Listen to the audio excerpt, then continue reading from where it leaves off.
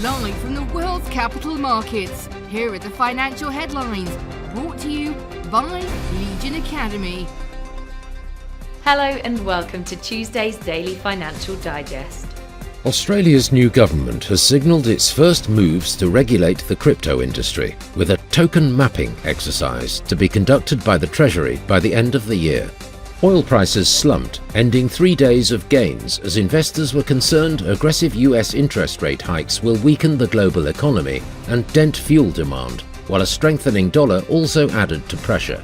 China continues to expand its reliance on Russian energy, with purchases of crude, oil products, gas and coal rising to $35 billion since the war in Ukraine began, from about $20 billion a year earlier. The dollar-yen pair saw a minor rise of 0.2% in the last session. The CCI indicates an overbought market.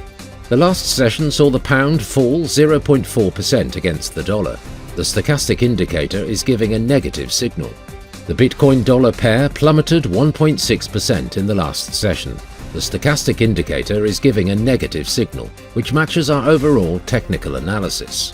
The gold fell 0.4% against the dollar in the last trading session. The RSI's negative signal is in line with the overall technical analysis. The US new home sales will be released at 1400 hours GMT. The US Red Book Index at 12:55 GMT. Finland's unemployment rate at 0500 GMT. The Eurozone's consumer confidence will be released at 1400 hours GMT. Japan's Jibun Bank Manufacturing PMI at 0 hours and 30 minutes GMT.